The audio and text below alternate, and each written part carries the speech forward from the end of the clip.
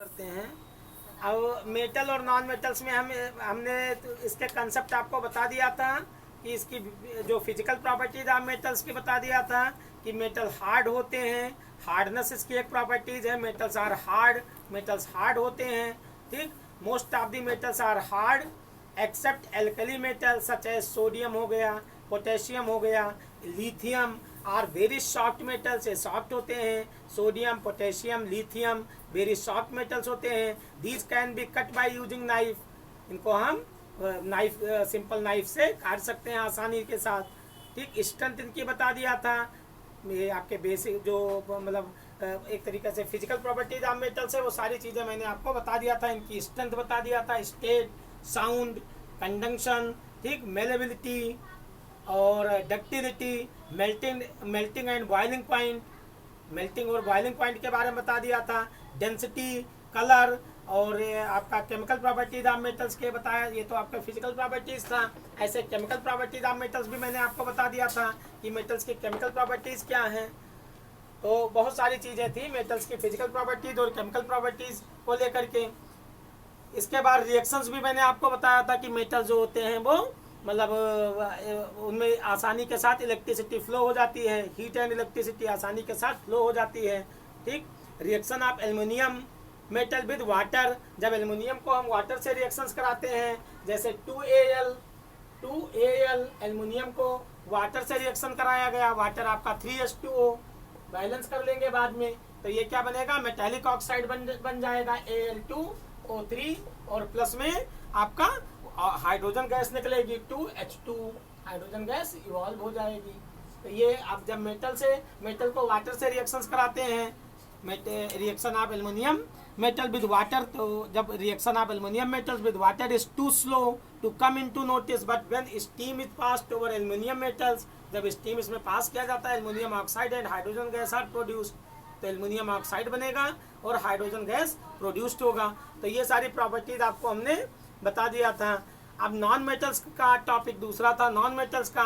तो non metals में क्या होते हैं, इसकी फिजिकल प्रॉपर्टीज बताया था कि जो नॉन मेटल्स होते हैं उसमें आसानी के साथ इलेक्ट्रिसिटी फ्लो नहीं होती है। तो physical properties of non metals, chemical properties of non metals, ठीक, non metal oxide, reaction of metal and non metals, ionic bond इनमें बनता है, formation of ionic bond, non metal are element that do not conduct electricity, इसमें आसानी से easily electricity flow नहीं होती है, जबकि मेटल्स में इलेक्ट्रिसिटी और हीट आसानी के साथ फ्लो हो जाती है। ठीक, और ये माइलेबल नहीं होते, डक्टाइल नहीं होते हैं। माइलेबिलिटी और डक्टिलिटी ये दो प्रॉपर्टीज होते हैं कि मेटल्स के अगर हम हाइमाइड करें, उनको पीटे तो उनकी पतली शीट बनाई जा सकती है। और डक्टाइल क्या होता है कि मेटल्स को मतलब उनके पतले वायर बनाया जा सकता है, खींचा जा सकता है। Properties of non metals, physical properties of non metals में आपको बताया था कि ये मेटल्स जो नॉन मेटल्स होते हैं वो हार्डनेस, ये हार्ड नहीं होते हैं। तो non metals are not hard, rather they are generally soft, non metals soft होते हैं जबकि मेटल्स हार्ड होते हैं। लेकिन डायमंड जो है वो एक एक्सेप्शन केस है, डायमंड नॉन मेटल्स है और ये हार्ड है, नेचुरली ऑकरिंग सब्सटेंसेस है, हार्ड है ये। स्टेट में आपको बताया था कि नॉन मेटल्स में भी सॉलिड, लिक्विड और गैस, तीनों स्टेट में पाए जाते हैं नॉन मेटल्स, और जबकि मेटल जो है वो मोस्टली हार्ड होते हैं, मतलब सॉलिड स्टेट में पाए जाते हैं। लस्टर में बताया था, लस्टर एक मतलब शाइनिंग सरफेस होता है, जो नॉन मेटल्स होते हैं उनकी शाइनिंग सरफेस नहीं होती है, और मेटल्स की क्या होती है, शाइनिंग सरफेस होती है। मेटल्स की शाइनिंग सरफेस होगी, मेटल्स क्या होंगे कि उनकी लस्टरस प्रॉपर्टीज होती है। ठीक, इसके बाद सोनोरिटी मतलब मेटल्स को जब बीट किया जाता है तो साउंड को प्रोड्यूस करते हैं, तो ये ऐसी प्रॉपर्टीज को सोनोरिटी कहा जाता है, सोनोरस कहा जाता है। तो मेटल्स क्या होते हैं, सोनोरस होते हैं, और नॉन मेटल सोनोरस नहीं होते हैं, इनमें सोनोरिटी प्रॉपर्टीज नहीं होती है। तो non metals are not sonorous नहीं होते हैं। दे डू नॉट प्रोड्यूस मतलब टिपिकल साउंड, ये टिपिकल साउंड प्रोड्यूस नहीं करते हैं। व्हेन हीटेड, जब इनको हाइमाइड किया जाएगा, पीटा जाएगा, तो ये टिपिकल साउंड प्रोड्यूस नहीं करते हैं। ठीक, कंडक्शन क्या होता है कि हीट आसानी के साथ फ्लो हो जाना, तो उसको कंडक्शन कहा जाता है। तो नॉन मेटल्स होते हैं bad conductor of heat and electricity होंगे, और metals good conductor of heat and electricity होते हैं। ग्रेफाइट जो है, ग्रेफाइट क्या है, एलोट्रॉप्स ऑफ कार्बन, कार्बन का एलोट्रॉप्स है। कार्बन के दो आइसोटोप्स हैं, एक तो डायमंड, दूसरा ग्रेफाइट। कार्बन के दो एलोट्रॉप्स हैं, एक तो डायमंड और दूसरा ग्रेफाइट। तो ग्रेफाइट क्या है, नॉन मेटल्स है लेकिन ये good conductor of heat and electricity. Graphite ये मतलब नॉन मेटल्स है लेकिन ये हीट और इलेक्ट्रिसिटी का गुड कंडक्टर्स है। इसका मतलब ये एक्सेप्शनल केस है, ये अपवाद है एक तरीके से, एक्सेप्शनल केस है। फिर मैलेबिलिटी एंड डक्टिलिटी, जो नॉन मेटल्स होते हैं वो मतलब ब्राइटल हो जाते हैं, आसानी के साथ टूट जाते हैं, जबकि मेटल्स आसानी से ब्रिटल नहीं होते हैं, ब्राइटल नहीं होते हैं, नहीं टूटते हैं। मेल्टिंग एंड बॉइलिंग पॉइंट में आ जाओ तो इसकी मेल्टिंग और बॉइलिंग पॉइंट जो नॉन मेटल्स होते हैं वो low melting and boiling point इनकी होती है, नॉन मेटल्स की low melting point and boiling point होगी, जबकि मेटल्स की high melting and boiling point होगी। ठीक, कलर्स में आ जाओ तो नॉन मेटल्स क्या होते हैं, कई कलर में पाए जाते हैं, जबकि मेटल्स क्या होते हैं कि कलरलेस होते हैं। तो नॉन मेटल्स है मेनी कलर्स, बहुत कलर्स होते हैं इसमें। डेंसिटीज की आ जाओ तो ज़्यादातर मेटल जो होते हैं वो लो डेंसिटी होते हैं। डेंसिटी बराबर क्या होता है, मास अपान वॉल्यूम, मास upon volume, volume mass upon volume को डेंसिटी कहा जाता है, ये फार्मूला होता है डेंसिटी का। तो density is equal to mass upon volume. Mass मतलब यूनिट वॉल्यूम में किसी भी ऑब्जेक्ट का जितना मास डिजॉल्व होता है, यूनिट वॉल्यूम में किसी भी ऑब्जेक्ट का जितना मास डिजॉल्व होता है वो उसकी डेंसिटी होती है। तो density is equal to mass per volume, density is equal to mass per volume. तो यूनिट मास में, यूनिट वॉल्यूम में किसी भी ऑब्जेक्ट का जितना मास डिजॉल्व होता है वो उसकी डेंसिटी हो जाती है। ठीक, तो ये सारी चीजें आपको पढ़ना है। तो carbon in the form of graphite of non metals with conduct electricity exceptional case है। आयोडीन, आयोडीन क्या है, I2 इसका सिंबल होता है आयोडीन का। तो आयोडीन क्या है, आयोडीन गैस होती है। आपने पढ़ा है कि ये पढ़ोगे हाइलोजन, हाइलोजन में आपका एक्स लेटर से शो किया जाता है, क्लोरीन, ब्रोमीन और आयोडीन, ये तीन चीजें होती हैं हाइलोजन। क्लोरीन, ब्रोमीन, आयोडीन और फ्लोरीन, इनको हम हाइलोजन कहते हैं। ठीक, क्लोरीन, ब्रोमीन, आयोडीन और फ्लोरीन, ये चार एटम्स होते हैं जो हाइलोजन होते हैं, जिसको एक्स लेटर से शो किया जाता है। या आगे कार्बन कंपाउंड में आपको पढ़ाऊंगा। तो आयोडीन क्या है, नॉन मेटल्स हैं which is lustrous having a shining surface, क्योंकि जितने भी मेटल्स होते हैं उनमें शाइनिंग सरफेस होता है, लेकिन आयोडीन नॉन मेटल्स है लेकिन इसकी शाइनिंग सरफेस होती है। ये नॉन में एक एक्सेप्शनल केस है। ऐसे कार्बन जो है वो नॉन मेटल्स है और एक्सट्रीमली हार्ड होता है। जितने मेटल्स होते हैं वही हार्ड होते हैं, नॉन मेटल्स सॉफ्ट होते हैं। जबकि डायमंड, जो कार्बन के दो एलोट्रॉप्स हैं, एक तो आपका ग्रेफाइट और दूसरा डायमंड। तो डायमंड क्या है, नॉन मेटल्स है और हार्ड होता है। ठीक, ये एक्सेप्शनल केस है। तो diamond is non metal which has a very high melting and boiling point. Diamond का मतलब high melting and boiling point होता है, जबकि जितने भी नॉन मेटल्स होते हैं उनके लो मेल्टिंग और बॉइलिंग पॉइंट होते हैं। तो ये सब एक्सेप्शनल केस हैं, तो इसको आपको याद करना है। समझ में आ रहा है बेटा? नितिन, नितिन आवाज आ रही है? हाँ, तो ये अब इसके बाद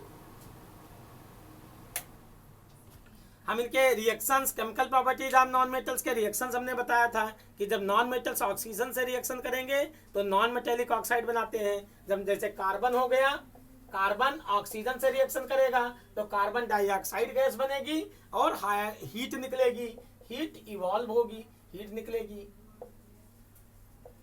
जब कार्बन ऑक्सीजन से रिएक्शन करेगा तो कार्बन डाइऑक्साइड गैस बनेगी, ये कार्बन डाइऑक्साइड गैस और हीट इवॉल्व होगी।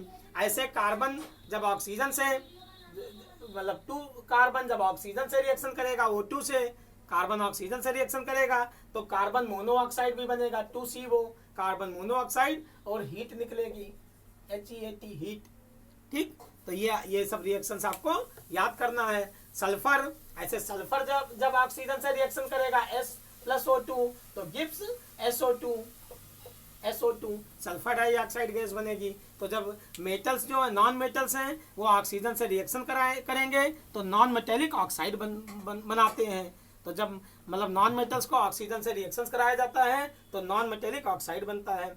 ऐसे नॉन मेटेलिक ऑक्साइड जब वाटर से रिएक्शन करेंगे तब क्या बनेगा, तो नॉन मेटेलिक ऑक्साइड जब मतलब एसिडिक होते हैं नेचर में, और जो मेटल्स के ऑक्साइड होते हैं वो बेसिक होते हैं नेचर में। जो बेसिक मतलब हाइड्रोक्सिल ग्रुप देते हैं, जैसे सोडियम हाइड्रोक्साइड हो गया, NaOH, कैल्शियम हाइड्रोक्साइड हो गया, CaOH का होल ट्वाइस, MgOH का होल ट्वाइस। ठीक, तो ये आपके बेसिक ऑक्साइड होते हैं नेचर में, sodium hydroxide, magnesium hydroxide, calcium hydroxide. तो ये आपके बेसिक हो गए, मेटल के ऑक्साइड हो गए। और जो नॉन मेटल के ऑक्साइड होते हैं वो एसिडिक होते हैं नेचर में। Solution of non metal oxide terms blue litmus, ये ब्लू लिटमस को रेड में कन्वर्ट कर देते हैं। जो नॉन मेटेलिक ऑक्साइड होते हैं ये ब्लू लिटमस पेपर को रेड में कन्वर्ट कर देते हैं। और जो मेटेलिक होते हैं, जो मेटल के ऑक्साइड होते हैं, ये रेड लिटमस पेपर को ब्लू में कन्वर्ट कर देते हैं। तो जो नॉन मेटल के ऑक्साइड होंगे वो ब्लू लिटमस पेपर को रेड में कन्वर्ट कर देंगे, और जो मेटल के ऑक्साइड होंगे वो रेड को इसका उल्टा, तो रेड लिटमस पेपर को ब्लू में कन्वर्ट कर देंगे। तो ये इनकी प्रॉपर्टीज होती है नॉन मेटल्स की। ठीक, जैसे कार्बन डाइऑक्साइड, जो नॉन मेटेलिक ऑक्साइड है वो एसिडिक होते हैं नेचर में। जैसे कार्बन डाइऑक्साइड को जब वाटर से रिएक्शंस कराएंगे, कार्बन डाइऑक्साइड को CO2 प्लस में H2O, वाटर से रिएक्शन कराया गया कार्बन डाइऑक्साइड को, तो क्या बनेगा, कार्बोनिक एसिड बनेगा, H2CO3 बनेगा, H2CO3 कार्बोनिक एसिड। ठीक, कार्बोनिक एसिड बन जाएगा। तो ऐसे सल्फर डाइऑक्साइड जब H2O से रिएक्शन करेगा, सल्फर डाइऑक्साइड मतलब मेटेलिक ऑक्साइड जब वाटर से रिएक्शंस करेंगे H2O से, तो क्या बनेगा, सल्फ्यूरस एसिड बनेगा, H2SO3 बन जाएगा, सल्फ्यूरस एसिड बन जाएगा। ठीक, तो यहाँ पर ये सारी चीजें आपको याद करना है। जब सल्फर ट्राईऑक्साइड सल्फर ट्राईऑक्साइड को वाटर से रिएक्शन कराएंगे H2O से, तो क्या बनेगा, H2SO4 बन जाएगा, क्योंकि यहाँ 3 ऑक्सीजन और 1 ऑक्सीजन जुड़ जाएगा, तो H2SO4 सल्फ्यूरिक ऑक्साइड बन गया, जिसको किंग ऑफ एसिड कहा जाता है। H2SO4 क्या है, किंग ऑफ एसिड है। ठीक, ऐसे यहाँ पर सल्फर डाइऑक्साइड को ऑक्सीजन से रिएक्शन कराओगे तो सल्फर ट्राईऑक्साइड बन जाएगा। जैसे 2SO2 को जब आप रिएक्शन कराओगे किससे, ऑक्सीजन से, 2SO2 को ऑक्सीजन से रिएक्शन कराया तो क्या बन गया, SO3 बन गया, 2SO3 सल्फर ट्राईऑक्साइड बन गया। तो ये सब मेटेलिक या ऑक्सीजन और वाटर से रिएक्शन हो गई, इनको आप याद कर सकते हो। तो ये सारी चीजें हमने आपको बता दिया था, मेटल्स और नॉन मेटल्स की प्रॉपर्टीज। अब इसके बाद ये पॉजिटिव आयंस बनाते हैं। जो मेटल्स होते हैं ये इलेक्ट्रॉन को डोनेट करके पॉजिटिव आयंस बनाते हैं, और जो नॉन मेटल्स होते हैं वो इलेक्ट्रॉन को एक्सेप्ट करते हैं और एनायंस बनाते हैं। तो पॉजिटिव आयंस को कैटायंस कहते हैं और निगेटिव आयंस को एनायंस कहते हैं। जैसे सोडियम हो गया, तो सोडियम का इलेक्ट्रॉनिक कॉन्फिगरेशन, सोडियम 11 होता है, सोडियम कितना होता है, 11। तो इसका इलेक्ट्रॉनिक कॉन्फिगरेशन, सोडियम का इलेक्ट्रॉनिक कॉन्फिगरेशन 11 होता है इसका। तो पहली सेल में 2 इलेक्ट्रॉन्स होंगे, दूसरी सेल में 8 इलेक्ट्रॉन होंगे, तीसरी सेल में 1 इलेक्ट्रॉन्स होंगे। क्योंकि बोरबरी कंसेप्ट आपने पढ़ा है नील्स बोर का कि 2n² से ज्यादा इलेक्ट्रॉन किसी भी सेल में नहीं हो सकते हैं। n क्या है, नंबर ऑफ सेल है, तो किसी भी सेल में 2n² से ज्यादा इलेक्ट्रॉन्स नहीं हो सकते। नील्स बोर एंड बरी, ये कंसेप्ट हमने 9th में पढ़ा है, चैप्टर 3 में एटम्स एंड मॉलिक्यूल्स में। तो यहाँ पहली सेल में 2 इलेक्ट्रॉन्स हो गया, दूसरे में 8 हो गया, तीसरे में 1 हो गया। अब यहाँ 2 से 3 सेल बन जाएगी, ये सोडियम आयंस हो गया। यहाँ पहली सेल में 2 इलेक्ट्रॉन्स हो गए, दूसरी सेल में 8 इलेक्ट्रॉन्स हो गए, 2 3 4 5 6 7 8, और तीसरी सेल में 1 इलेक्ट्रॉन हो गया। तो सोडियम क्या करेगा, 1 इलेक्ट्रॉन को डोनेट कर देगा, आउटर सेल के इलेक्ट्रॉन्स को डोनेट कर देगा, स्टेबल में आने के लिए, स्टेबिलिटी को गेन करने के लिए। क्योंकि कोई भी एटम्स इलेक्ट्रॉन को डोनेट करता है या एक्सेप्ट करता है, वो उसकी स्टेबिलिटी को गेन करने के लिए करता है, अपनी स्टेबिलिटी को बनाए रखने के लिए करता है। तो सोडियम, क्योंकि कोई भी एटम्स चाहे फुल फिल हो, कंप्लीटली फुलफिल हो, चाहे हाफ फिल हो, तो स्टेबल माना जाता है जितनी उसकी एबिलिटी होती है।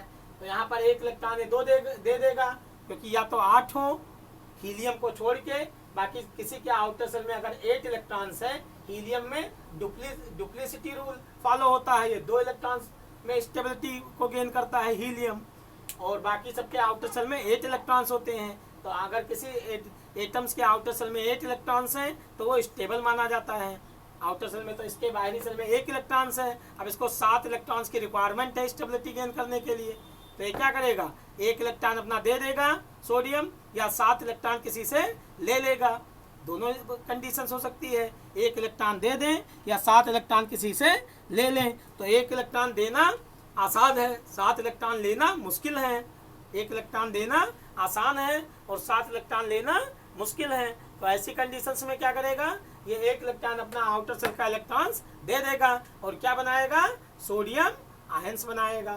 तो जब सोडियम यहाँ पर 1 इलेक्ट्रॉन दे देगा, सोडियम प्लस हो गया, इलेक्ट्रॉन दे दिया इसने, ये रिएक्शन हो जाएगी। इसको हम आयनिक रिएक्शन कहते हैं। इलेक्ट्रॉन निकल जाएगा यहाँ और ये सोडियम आयंस बन जाएगा।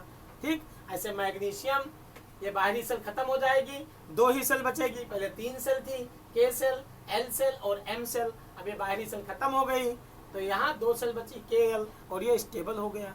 तो ये इसको मेटल कहा जाएगा क्योंकि इलेक्ट्रॉन को डोनेट किया है। तो जो मेटल्स होते हैं वो इलेक्ट्रॉन्स को डोनेट करते हैं, जो नॉन मेटल्स होते हैं वो इलेक्ट्रॉन्स को एक्सेप्ट करते हैं।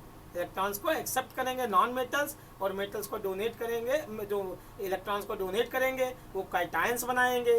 जो मेटल्स को डोनेट करेंगे उनको हम कैटायंस कहते हैं, इलेक्ट्रॉन्स डोनर होते हैं। और जो मेटल्स को एक्सेप्ट करते हैं उनको हम एनायंस कहते हैं, एनायंस। ये इलेक्ट्रॉन एक्सेप्टर होते हैं, इलेक्ट्रॉन्स डोनर, इलेक्ट्रॉन एक्सेप्टर। तो यहाँ पर अब जैसे मैग्नीशियम हो गया, मैग्नीशियम, तो मैग्नीशियम क्या करेगा, मैग्नीशियम इसका 12 होता है एटॉमिक नंबर, एटॉमिक नंबर 12 है। तो पहली सेल में 2 इलेक्ट्रॉन्स, दूसरे में 8, 2 इलेक्ट्रॉन ये दे देगा। मैग्नीशियम 2 इलेक्ट्रॉन डोनेट कर देता है और मैग्नीशियम आयंस बना लेता है। तो ये मेटल्स हो गया। ऐसे सल्फर है, सल्फर 16 होता है। तो पहली सेल में 2 इलेक्ट्रॉन्स, 8 और 6, अब ये 6 इलेक्ट्रॉन दे देगा तो स्टेबल हो जाएगा, या 2 इलेक्ट्रॉन ले ले तब स्टेबल हो जाएगा। ऑक्टेट अपना पूरा करेगा। ऑक्टेट 8 इलेक्ट्रॉन करने की एबिलिटी को ऑक्टेट कहा जाता है। और 2 इलेक्ट्रॉन हीलियम के 2 इलेक्ट्रॉन पर स्टेबल हो जाता है, उसको डुप्लीसिटी कहते हैं। तो डुप्लीसिटी और ऑक्टेट, तो ये ऑक्टेट रूल को फॉलो करेगा। तो यहाँ पर 2 इलेक्ट्रॉन ये ले लेगा सल्फर, तो -2 चार्ज आ जाएगा, यही इसकी बैलेंसी हो जाएगी, -2। तो -2 इस पर इसकी बैलेंसी हो गई। अब ये इसने 2 इलेक्ट्रॉन ले लिया तो ये क्या बना दिया, एनायंस बना दिया, और ये नॉन मेटल्स हो गया। सल्फर क्या हो गया, नॉन मेटल्स हो गया। इसने 2 इलेक्ट्रॉन्स ले लिया तो ये एनायंस बन गया। तो ऐसे आपको मेटल जो होते हैं वो इलेक्ट्रॉन को डोनेट करते हैं, कैटायंस बनाते हैं, और नॉन मेटल जो होते हैं वो इलेक्ट्रॉन को एक्सेप्ट करते हैं, एनायंस बनाते हैं। तो ये सारी चीज़ें आपको मैंने बता दिया था 9th में भी। अब तो आप इसके बाद occurrence and extraction of metals, metals को कहाँ से प्राप्त किया जाता है, मेटल्स को किस जगह से निकाला जाता है, मेटल्स और नॉन मेटल्स को। तो occurrence and extraction of metals, तो मिनरल्स हो गया, ओर्स हो गए, minerals, ores, extraction of metals of least reactivity, extraction of metals of middle reactivity, extraction of metals of high reactivity, refining और purification of metals and non and corrosion, ये सारी चीजें पढ़ोगे। अब इनके आकरेंस कैसे, कहाँ से इनको हम प्राप्त करते हैं, इनका ओरिजिन क्या है, सोर्सेस क्या है मेटल्स के। तो हम सोर्सेस में मेटल्स अर्थ क्रस्ट से पाए जाते हैं। मेटल्स को कहाँ से प्राप्त करते हैं, अर्थ क्रस्ट से। मिट्टी, अर्थ आपने पढ़ा है, क्रस्ट, मेंटल और कोर, ये 3 पार्ट्स होते हैं, 3 लेयर हैं अर्थ की। कौन कौन सी, मेंटल, कोर और क्रस्ट। तो अर्थ क्रस्ट से इनको निकाला जाता है। ठीक, और सी वाटर, सी वाटर में भी पाए जाते हैं ये। तो यहाँ metals occur in earth crust and in sea water, sea water में और अर्थ क्रस्ट में पाया जाता है। किस फॉर्म में, in the form of ores, ores में पाए जाते हैं। Earth crust is the major source of metal, metal का मेजर सोर्स अर्थ क्रस्ट है। ठीक, sea water contains many salt, sea water क्या है, कुछ सॉल्ट को कंटेन करती है। तो sea water contains many salt such है, जैसे सोडियम क्लोराइड हो गया, NaCl, सोडियम क्लोराइड क्या होता है, NaCl, magnesium chloride MgCl2, MgCl2। तो ये सब मतलब सी वाटर में पाए जाते हैं। मिनरल्स, मिनरल्स कहाँ पाए जाते हैं, तो मिनरल्स जो हैं वो यूनिफॉर्म कंपोजिशन में पाए जाते हैं। Minerals are naturally occurring substances which have uniform composition. ठीक, ओर्स, ओर्स क्या होती हैं, तो मिनरल्स, जो मिनरल्स होते हैं मेटल्स हो गए, तो इनको प्रॉफिटेबली एक्सट्रैक्ट किया जाता है, निकाला जाता है, उनको हम ओर्स कहते हैं। तो the minerals from which a metal can be profitably extraction या एक्सट्रैक्ट आर कॉल्ड ओर्स। तो ओर्स क्या होते हैं? The minerals from which a metal, minerals from which a metals, ठीक, occurring substances which have uniform composition. So the minerals from which a metal can be profitably extracted are called ores. ठीक, metals found at the bottom of reactivity series, जो आपने reactivity series पढ़ा है, तो metals कहाँ पर पाए जाते हैं? बॉटम में, रिएक्टिविटी सीरीज के बॉटम में पाए जाते हैं। जो बॉटम में पाए जाएंगे वो लीस्ट रिएक्टिव होते हैं। तो ऐसे मेटल्स जो रिएक्टिविटी सीरीज के बॉटम में पाए जाते हैं वो लीस्ट रिएक्टिव होते हैं, और ये मतलब फ्री स्टेट में पाए जाते हैं। लीस्ट रिएक्टिव होंगे और फ्री स्टेट में पाए जाएंगे। ठीक, कॉपर और सिल्वर ये कहाँ पाए जाते हैं? सल्फाइड और ऑक्साइड ओर्स में पाए जाते हैं। कॉपर और सिल्वर जो हैं ये किस फॉर्म में पाए जाते हैं? सल्फाइड और ऑक्साइड फॉर्म्स में पाए जाते हैं। तो ये सारी चीजें आपको याद करना है। फिर metals found in middle of the reactivity series, जो metals middle of the reactivity series में है, जैसे जिंक हो गया, आयरन हो गया, लेड हो गया, ठीक, are usually in the form of oxide, ये ऑक्साइड के फॉर्म में पाए जाते हैं, सल्फाइड्स के फॉर्म में पाए जाते हैं और कार्बोनेट्स के फॉर्म में पाए जाएंगे। तो ऑक्साइड, सल्फाइड और कार्बोनेट्स के फॉर्म में पाए जाते हैं, जो मिडिल में है, रिएक्टिविटी सीरीज के मिडिल में मेटल्स हैं। ठीक, metals found at the top of the, जो ऊपर है top of the reactivity series, are never found in free state, वो फ्री स्टेट में नहीं पाए जाते।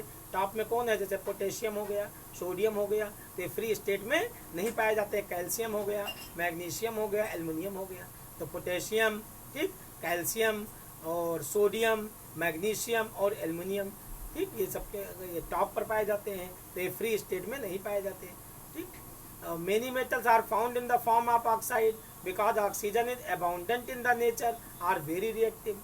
कुछ मेटल्स जो होते हैं वो ऑक्सीजन बहुत अबाउंडेंट होता है, और मेटल्स क्या होते हैं? ऑक्साइड के फॉर्म में पाए जाते हैं। ठीक, अब मेटल्स को निकालोगे कैसे? एक्सट्रैक्शन ऑफ मेटल्स, मेटल्स को कैसे निकाला जाता है? तो metals can be categorised into 3 parts on the basis of their reactivity. Metals को 3 पार्ट्स में डिवाइड किया गया उनकी रिएक्टिविटी के अनुसार। मोस्ट रिएक्टिव, जो ऊपर रखे गए वो ज़्यादा रिएक्टिव होते हैं, फिर इसके बाद मीडियम रिएक्टिव आ गया, फिर लो रिएक्टिव आ गया, लीस्ट रिएक्टिव आया। तो मेटल्स को रिएक्टिविटी सीरीज के अकॉर्डिंग 3 कैटेगरीज में डिवाइड किया गया। ऊपर रखा गया जो मोस्ट रिएक्टिव हैं, सेकंड जो बीच में रखा गया वो मिडिल रिएक्टिव हैं, और जो मतलब नीचे बॉटम में रखे गए वो लीस्ट रिएक्टिव मेटल्स हैं।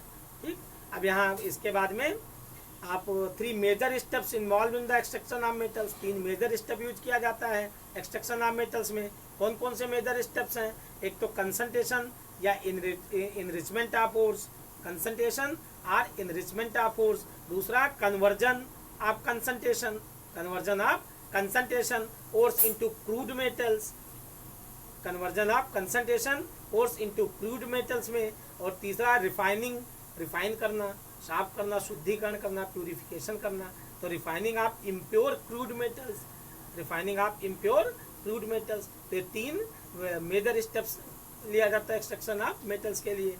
ठीक, तो ये सारी चीज़ें आपको पढ़ना है, रिवाइज करना है।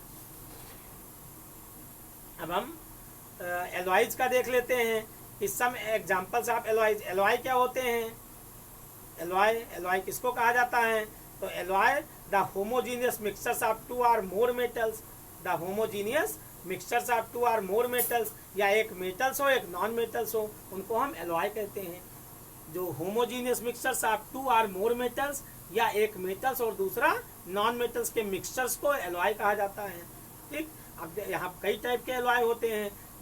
एक हो गया आपका फेरस एलॉय, फेरस एलॉय मतलब आयरन का एलॉय होता है, फेरस मतलब आयरन।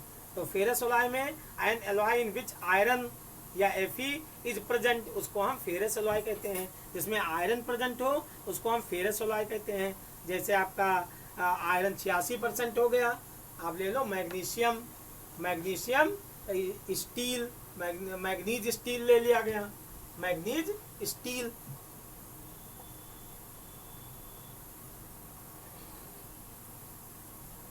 एलॉय में एलॉय, ठीक। तो एलॉय किसको कहते हैं? ALLOYS alloy. तो एलॉय मतलब दो या दो से ज्यादा होमोजीनियस मिक्सचर्स हो उनको एलॉय कहा जाता है, या एक मेटल्स हो एक नॉन मेटल्स का मिक्सचर्स हो उनको एलॉय कहा जाता है। अब इसमें एलॉय के 3 कैटेगरी बना दिया गया। पहला आ गया फेरस एलॉय, फेरस एलॉय, तो FERROUS ferrous alloy. Ferrous alloy क्या है? जिसमें आयरन प्रेजेंट हो उसको फेरस एलॉय कहते हैं। जैसे आपका मैग्नीज, मैग्नीज ओर्स हो गया, मैग्नीज एलॉय हो गया। मैग्नीज में क्या होता है? आयरन, आयरन आपका जो मैग्नीज स्टील होता है, मैग्नीज स्टील कह सकते हो आप, manganese steel, manganese MANGA, manganese steel. Manganese steel में, ठीक, मैग्नीज स्टील, इसमें आयरन जो होगा वो आयरन की क्वांटिटी 86% होती है, 86% आयरन होगा। मैग्नीज आपका लगभग होता है 13% मैग्नीज होता है, ठीक। और कार्बन 1% के आसपास होता है, क्योंकि ये जोड़ो 100% होना चाहिए, तो 86 और 13 कितना हो गया? 99, 1% आपका कार्बन होता है। तो इसको हम फेरस एलॉय कहते हैं। नॉन फेरस एलॉय होता है जिसमें आयरन ना हो तो उसको नॉन फेरस एलॉय कहा जाता है, ठीक। N alloy does not contain iron, जैसे ब्रास हो गया, ये आपका फेरस एलॉय हो गया। दूसरा नॉन फेरस एलॉय होता है। नॉन फेरस एलॉय में क्या होता है? नॉन फेरस एलॉय जिसमें आयरन ना हो उसको नॉन फेरस एलॉय कहा जाता है। इसमें आपको जैसे ब्रास हो गया, ब्रास। अब ब्रास में क्या है कि कॉपर और जिंक का होता है ये, तो कॉपर इसमें होता है लगभग 80%, कॉपर 80% के आसपास होता है, और जिंक 20% होता है, जिंक 20% होता है, दोनों 100% हो गए। तो कॉपर और जिंक दोनों मिला दिया गया तो ब्रास बन गया, कॉपर और जिंक को मिला करके, तो इनको हम एलॉय कहेंगे, ठीक है, नॉन फेरस एलॉय हो जाएगा। फिर तीसरा अमलगम होता है। अमलगम जिसमें मरकरी हो उसको अमलगम कहते हैं, जिसमें Hg हो उसको हम मरकरी कहते हैं। तो ये एलॉय 3 कैटेगरी के बताए गए। तो तीसरा होता है अमलगम, अमलगम, अमलगम, अमलगम्स,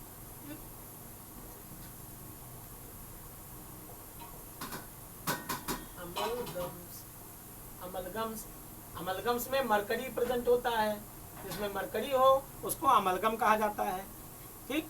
जैसे सोडियम अमलगम हो गया, सोडियम अमलगम, NaHg इसको लिखा जाता है सोडियम अमलगम, ठीक। और जिंक अमलगम हो गया, Zn amalgam, ZnHg, zinc amalgam हो गया। तो जिसमें अमलगम किसको कहते हैं? जिसमें मरकरी हो। तो सोडियम अमलगम Na आप लिख सकते हो यहाँ कि Zn और Hg, जिंक अमलगम हो गया, और सोडियम अमलगम हो गया NaHg, तो इसको अमलगम कहते हैं। अब एलॉय के प्रॉपर्टीज क्या हैं?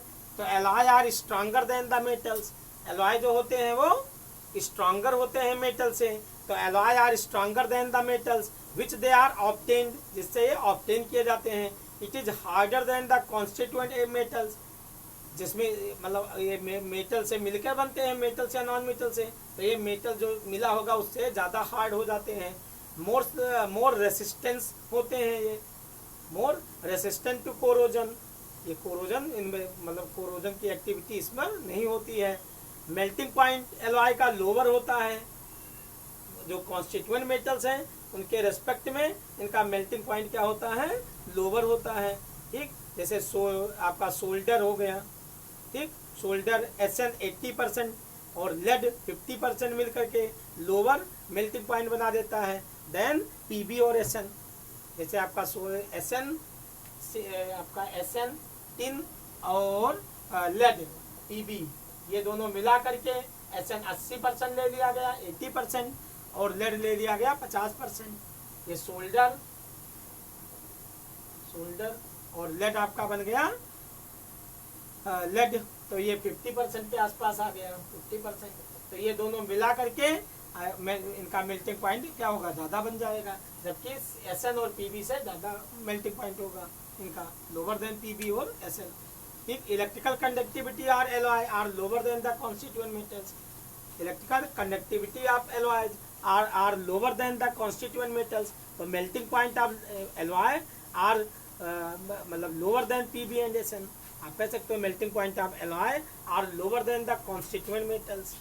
Melting point of alloy are lower than the constituent metals. जैसे आपका SN और लेड दोनों मिला करके ये एलॉय बन गया। अब इसका जो मेल्टिंग पॉइंट होगा, ये जो मेल्टिंग पॉइंट इसका MP आएगा, MP मेल्टिंग पॉइंट, ये लोअर होगा किससे, SN से और PB से, दोनों के कॉन्स्टिट्यूएंट मेटल जिससे मिलकर बना है, इन दोनों से इसका जो इन दोनों का मिक्सचर से एलॉय, इसका मेल्टिंग पॉइंट कम होगा, और ये दोनों का मेल्टिंग पॉइंट अलग अलग लिया जाए तो ज़्यादा होगा।